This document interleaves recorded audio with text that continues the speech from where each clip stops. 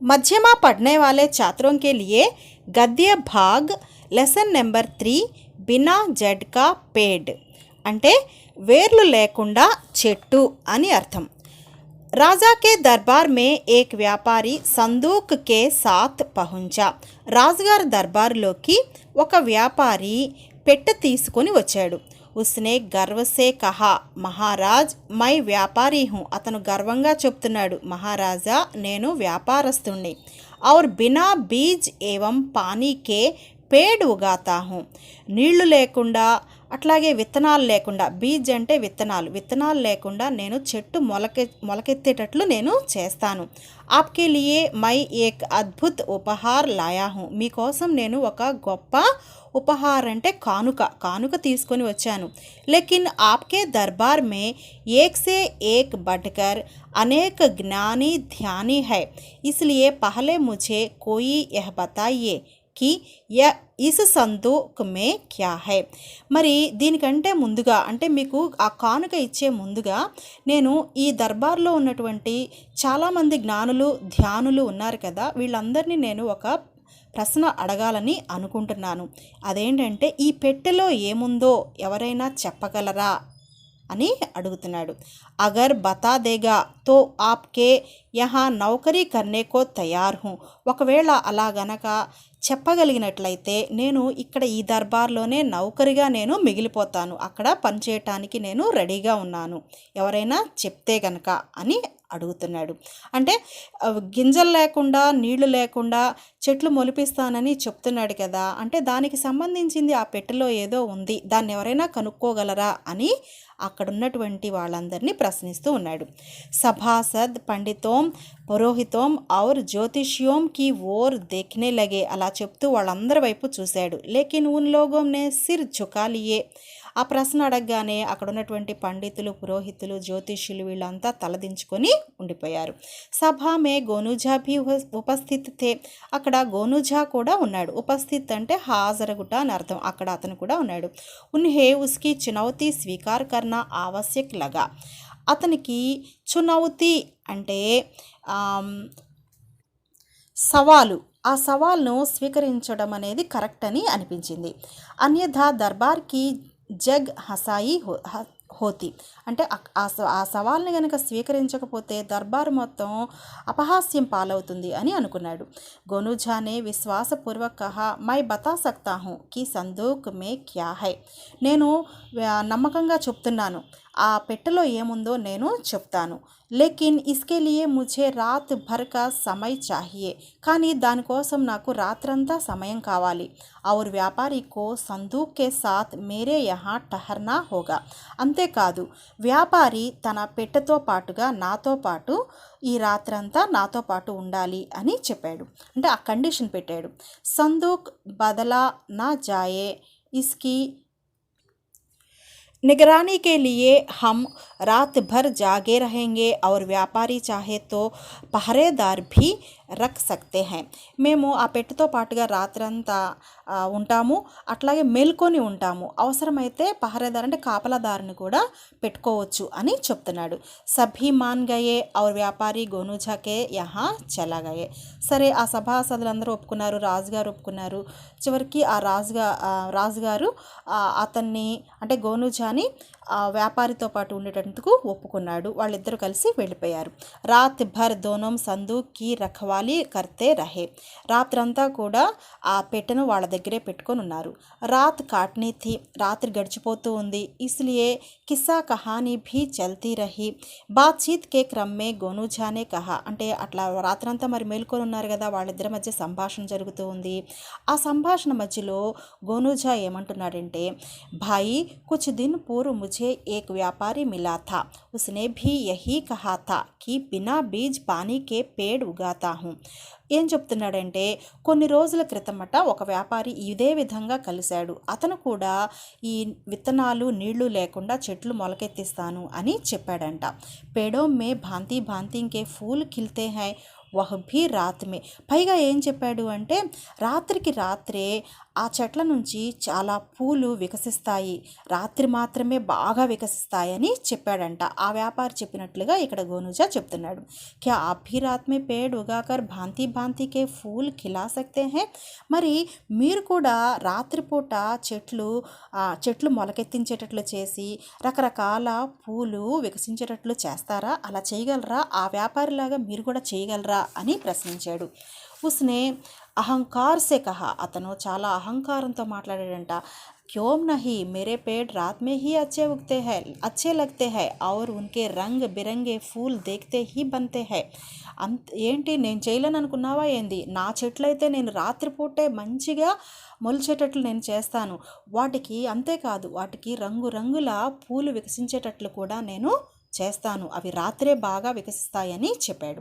యహ సున్తే హీ గోనుజాకి ఆంఖో మే చమక్ ఆ గయి ఔర్ వే నిశ్చింత హో గయే. అంటే గోనుజాకి అతనికి కావాల్సినటువంటి సమాధానం వచ్చేసింది. ఆ సమాధానం రాగానే ఇతని యొక్క కళ్ళు మెరిసిపోయినాయి, ఆనందంతో మెరిసిపోయినాయి అంట. దోసరే దిన్ దోనోం దర్బార్ మే ఉపస్థిత్ హుయే. రెండో రోజు ఇద్దరు దర్బార్లో హాజరయ్యారు. గోనుజా నే జేబ్ సే కుచ్ ఆతిష్బాజీ నికాల్ కర్ చోరీ. గోనుజా ఏం చేశాడంటే దర్బార్లో అతని జేబులో నుంచి కొన్ని క్రాకర్స్, ఆతిష్బాజీ అంటే బాణాసంచా తీసి బయట పెట్టాడు, అంటే కాల్చాడనమాట. సభాసద్ ఝుంఝాలా గయే, మహారాజ్కి భీ ఆంఖే లాల్ పీలీ హో గయి ఔర్ కహా. అంటే అక్కడ ఉన్న వాళ్ళందరికీ భయం వేసింది, రాజుగారికి కోపం వచ్చింది. రాజుగారు ఏమంటున్నారంటే, గోనుజా యహ క్యా బే వక్త్కి షహనాయి బజా ది. ఏంటి ఇట్లా సిగ్గు లేకుండా ఇట్లాంటి పని చేసావు? కొంచెం కూడా సెన్స్ లేదా నీకు? సభాకా సామాన్య శిష్టాచార్ భీ భూల్ గయే. అంటే సభా మర్యాదలు పాటించాలనే విషయం కూడా నీకు తెలియట్లేదా? అది కూడా మర్చిపోయావా నువ్వు అని కోపంగా అరిచాడు. గోనుజానే వాతావరణకు సహజ్ కర్తే హుయే కహా. మరి అలా భయభీతమైనటువంటి ఆ వాతావరణాన్ని మారుస్తూ ప్రశాంతంగా తీసుకొస్తూ అతను ఏం మాట్లాడుతున్నాడంటే, మహారాజ్ సర్వప్రథం ధృష్టతాకే లియే క్షమా మాంగతా హూ, అంటే చాహతా హూ, లేకిన్ యహ మేరీ మజబూరీ థీ. మహారాజా, మొట్టమొదటిగా నేను చేసినటువంటి అపరాధానికి నన్ను క్షమించు, కానీ ఇది చెయ్యక తప్పడం లేదు. ఇసీ మే వ్యాపారి భాయి కే రహస్యమై ప్రశ్నక ఉత్తర్ చుపా హై. ఇలా చేయటంలోనే ఆ వ్యాపారి యొక్క ప్రశ్నకు సమాధానము దాగి ఉన్నది. ఇస్సే హీ బినా జడ్కే భాంతి భాంతి కే రంగో మే ఫూల్ ఖిల్తే హై. ఇస్సే హీ బినా అంటే ఈ బాణాసంచా గనక లేకపోతే రంగురంగుల పూలు వికసించవు అని చెప్తున్నాడు.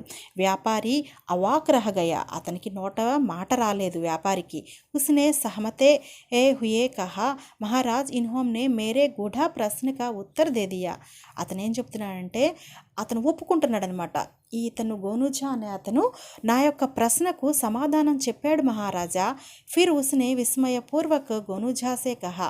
విస్మయపూర్వకంగా గోనుజాతోటి ఏమని అడుగుతున్నాడంటే, ఆప్నే కైసే జానా కి ఇస్మే ఆతిష్బాజీ హీ హై. మీకు ఎలా అర్థమైంది ఈ పెట్టెలో బాణాసంచానే ఉన్నది అని మీకు ఎలా అర్థమైంది?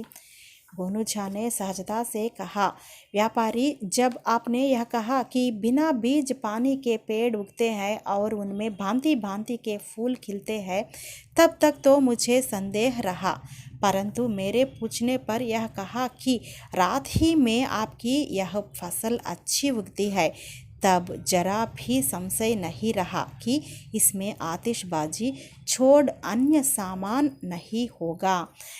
అప్పుడు దానికి సమాధానం గోనుజా ఏమని చెప్పాడంటే, వ్యాపారితోటి, మీరు విత్తనాలు మరియు నీళ్లు లేకుండా అవి చెట్లు మొలుస్తాయని, వాటికి రకరకాల పూలు పూస్తాయని చెప్పారు. కానీ వాటితో పాటుగా ఇంకా ఏం చెప్పారంటే, అవి రాత్రి మాత్రమే వికసిస్తాయి అని చెప్పారు. అంటే కాబట్టి దాన్ని బట్టి నాకు అర్థమైంది ఏంటంటే, ఆ పెట్టెలో ఖచ్చితంగా బాణాసంచా మాత్రమే ఉంది అని నాకు అర్థమైంది. తర్వాత పారాగ్రాఫ్. వ్యాపారి మాయూస్ హోగయా. మాయూస్ హోనా అంటే ఉదాసీనంగా ఉండిపోయాడు. రాజానే కహా. రాజుగారు ఏమంటున్నారంటే, వ్యాపారి ఆప్కో దుఃఖీ హోనే కీ జరూరత్ నహీ హై. ఓ వ్యాపారి, నువ్వు దుఃఖించాల్సినటువంటి అవసరం లేదు. ఎందుకు? అతను వేసినటువంటి ప్రశ్నకు సమాధానం దొరికింది. ఇప్పుడు అతనేమో నౌకరుగా అక్కడ ఉండిపోవాలి. आप यहाँ रहने के लिए स्वतंत्र है, మీరు ఇక్కడ స్వతంత్రంగా స్వేచ్ఛగా జీవించవచ్చు. पर अपना कमाल रात में दिखाकर लोगों का मनोरंजन कीजिएगा. మీకు తెలిసినటువంటి విద్యలతోటి ఇక్కడ ఉన్నటువంటి జనానికి ఆ పెట్టెలో ఉన్నటువంటి వాటన్నిటిని చూపించి ఆనందాన్ని ఇక్కడ ఉన్న వాళ్ళందరికీ పంచండి. अगर प्रदर्शन प्रशंसनीय रहा तो पुरस्कार भी पाइएगा. ఒకవేళ మీ ప్రదర్శన బాగుంటే ప్రశంసనీయమైనటువంటిదైతే మీకు పురస్కారాలు కూడా లభిస్తాయి.